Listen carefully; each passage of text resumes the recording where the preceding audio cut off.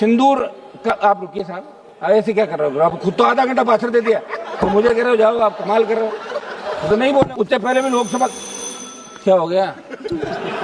बोलने दो ना, दो एक मिनट बोलने दो। अभी अभी है कुछ। एक तो मेरी बात सुनो, 10:30 11 बजे बुलवा रहे हो आप, ठीक है, खबर तो अखबार में छपनी नहीं, ये तो तय है, सिर्फ सोशल मीडिया से काम निकलेगा। और हम ये बैठे हैं, इसका मतलब हम मजबूत लोग हैं जो सेना के सम्मान के अंदर रात को 12 बजे भी हाउस के अंदर बैठे हैं। मीडिया ने ये कहा कि कराची पहुंच गए, लाहौर पे कब्जा कर लिया, इस्लामाबाद में झंडा फहराने वाले, तो हमने लगा हो गया काम, पाकिस्तान तो सुबह तक आ जाएगा। और आपने नाम भी सिंदूर रखा, ऐसा लग रहा था कि भारत पाकिस्तान की मांग में सिंदूर भर रहा है, ऐसा ही लग रहा था। सबसे पहले तो मैं आपको धन्यवाद दूंगा कि आपने सदन के अंदर आज पहलगाम हमले के बाद ऑपरेशन सिंदूर पे जो चर्चा रखी और हमें बोलने का अवसर दिया। जिस तरह का वाद विवाद चल रहा था, ये अच्छी बात नहीं है। इस तरह के शब्दों का प्रयोग। हाँ, और 5 दिन लगातार सदन बाधित रहा, पूरा देश देख रहा है उसके क्या कारण थे। अगर यही होना था, ये तो पहले ही दिन हो जाता, फिर 5 दिन बाधित क्यों रहता सदन? पूरे देश का जवान, किसान, हर व्यक्ति हमसे जवाब मांग रहा है कि आप दिल्ली हो, हमारा मामला उठाया कि नहीं उठाया, बेरोजगारी का मामला उठाया, किसान का उठा, जवान का।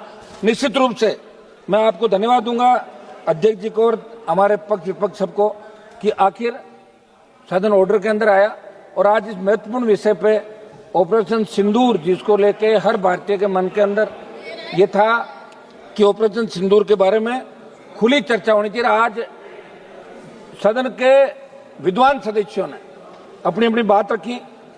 सभापति महोदय, निश्चित रूप से 26 लोगों की 22 अप्रैल 2025 को जो पहलगाम में धर्मपूछ की हत्या की, वो निंदनीय कृत्य था। और उस पल जितने भी टेलीविजन पे, सोशल मीडिया पे इस खबर को देखा, हर घर के अंदर रुदन था। बच्चे, महिलाएं, बूढ़े सब एक ही बात कह रहे थे कि बहुत गलत हुआ, हम आज भी सुरक्षित नहीं हैं। मोदी जी ने 11 साल जो हमें सुरक्षा की गारंटी के नाम पे वोट लिया और ये बात कही कि हमारी सरकार अगर एनडीए की आई तो हम शहादत नहीं होने देंगे, हिंदुस्तान सुरक्षित होगा। और 26 लोगों की, रुको यार, क्या कर रहे हो, रुको तो एक बार। बोलो। जिस तरह सभापति चुप कराइए इनको। जिस तरह 26 लोगों की निर्मम हत्या की, जिन महिलाओं के सामने, जिनकी नई नई शादी हुई, उनके पति की हत्या की, बच्चों की, महिलाओं की, और ये घृणित करते पाकिस्तान द्वारा जिन आतंकवादियों को पनाह दी जाती है, जिस आतंकवाद का पोषण पाकिस्तान कर रहा है, और उसके आतंकवादियों द्वारा पहलगाम के अंदर ये दहशतगर्दी की गई। दुर्भाग्य से हमारे सिस्टम के अंदर भी कोई चूक रही होगी सभापति महोदय, कि अंतर्राष्ट्रीय सीमा पे पहलगाम नहीं है, लेकिन वहां तक ये आतंकी कैसे पहुंचे? क्या अपना खुफिया तंत्र इतना कमजोर हो गया? और वहां इतनी संख्या में अगर पहलगाम के अंदर पर्यटक आते हैं तो सुरक्षा के क्या इंतजाम आपके थे? आप 10, 15, 20 लोग लगा सकते हो। और हमला होने के बाद कितनी देर बाद लोग वहां पहुंचे, स्थानीय लोगों ने मदद करी, आपके मिलिट्री के लोग बहुत लेट पहुंचे।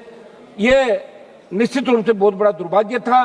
पूरा देश उस दिन रोया था और मोदी जी को बार बार यही कह रहा था कि अब कब जगोगे, कब उठोगे?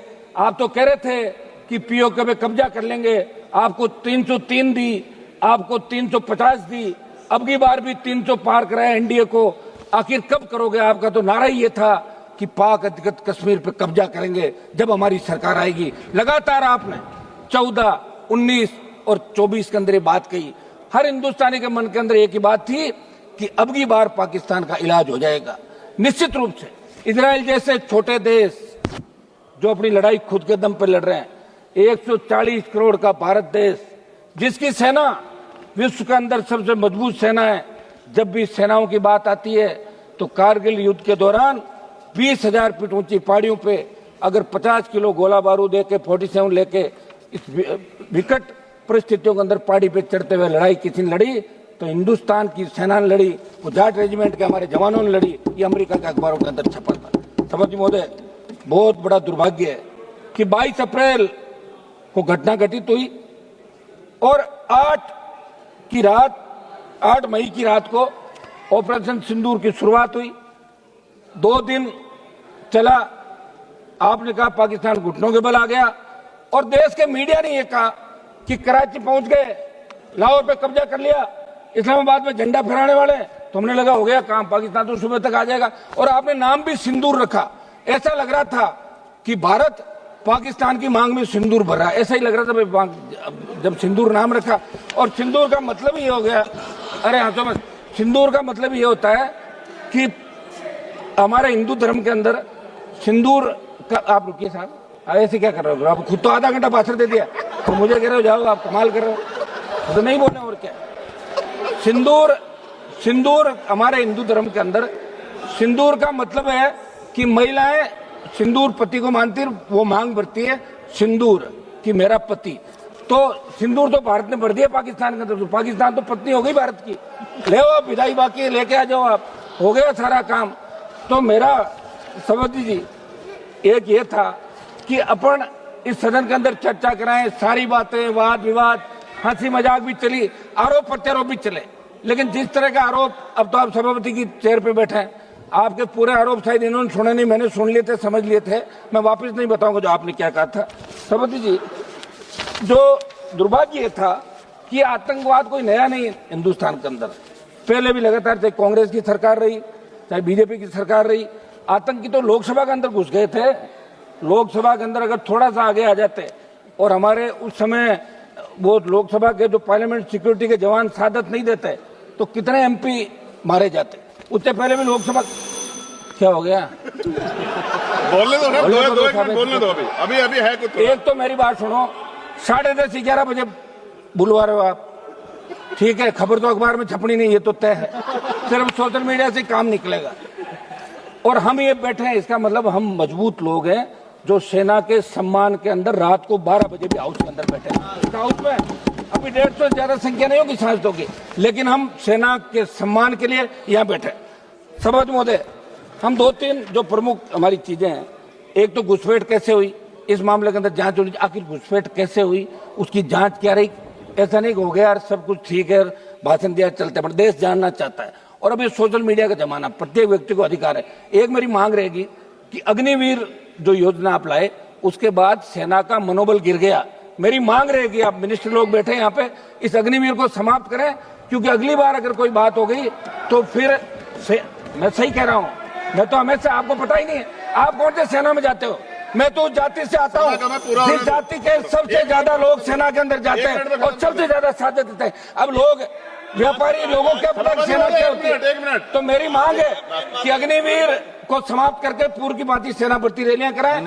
और इसके अंदर जब प्रधानमंत्री जवाब दे तो सिंदूर क्यों नाम रखा, सिंदूर कहां भरा, इस बात का भी पूरा प्रधानमंत्री के जवाब के अंदर धन्यवाद। हम सब सेना को सैल्यूट करते हैं। एक मिनट साहब सुने, सेना को हम सैल्यूट करते हैं और इसके अंदर जो लोग सीज फायर श्री बालासुरी वल्लभ जो लोग मारे गए उनको भी हम नमन करते हैं, उन लोगों का और सेना हमारी मजबूत है।